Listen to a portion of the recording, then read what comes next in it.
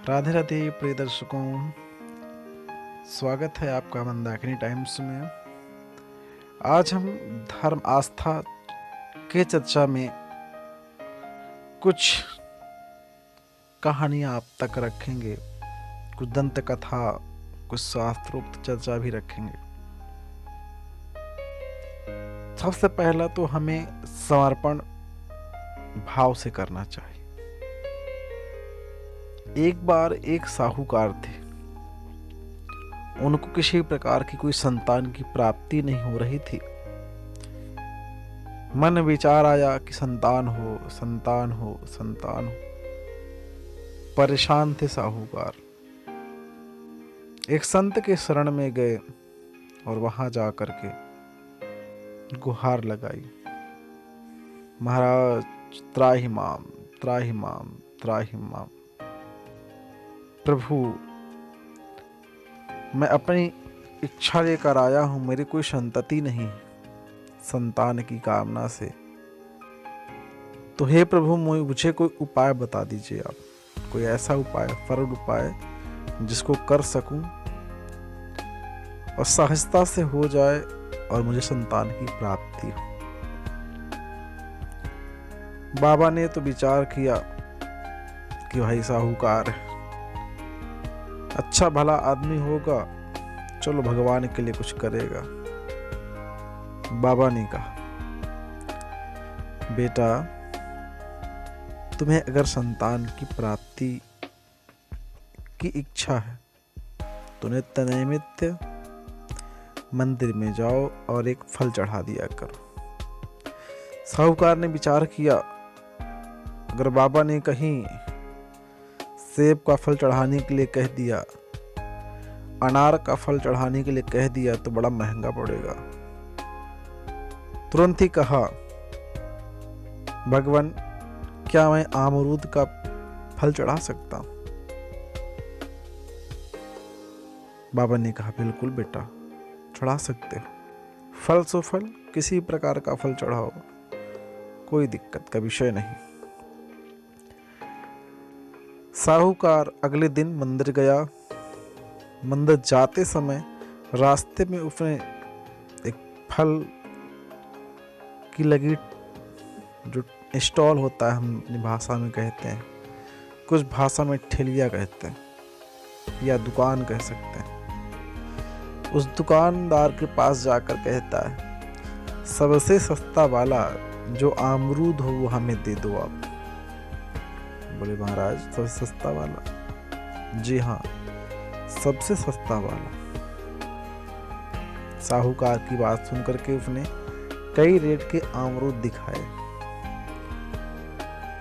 उसने बढ़िया गुलगुला जो है, सबसे सस्ता वाला 10 पैसे वाला जो अमरूद था उसको लिया और लेकर गया, जा करके भगवान को चढ़ाया और कहता है, महाराज मुझे पुत्र दे दो, मुझे धन, मुझे संतान की प्राप्ति करा दो। साहूकार प्रतिदिन वही करता, प्रतिदिन पिलपिले जो है अमरूद खरीदता और जाके भगवान को अर्पित कर देता। ईश्वर ने विचार किया, मेरे दरवाजे पर आता है तो इसे कुछ प्रतिफल देना चाहिए। तो उसको संतान हुआ, उसकी जो पत्नी थी गर्भवती हुई। कुछ काल बाद जब देखा कि बच्चा पैदा हुआ है तो बच्चे का जो सर था वो अमरूद के ही तरीके पिलपिला था, यानी बच्चा नष्ट हो चुका था। तो कहने का आश्रय है, हम जो भी करें, जितना करें, सच्चे हृदय से करें, साफ मन से करें, दिखावे से बचें। ईश्वर को प्राप्त करने के लिए दिखावा की कोई आवश्यकता नहीं। भाव के बस में है भगवान, भाव बिना सब साधन झूठा, लागत सब वीरान।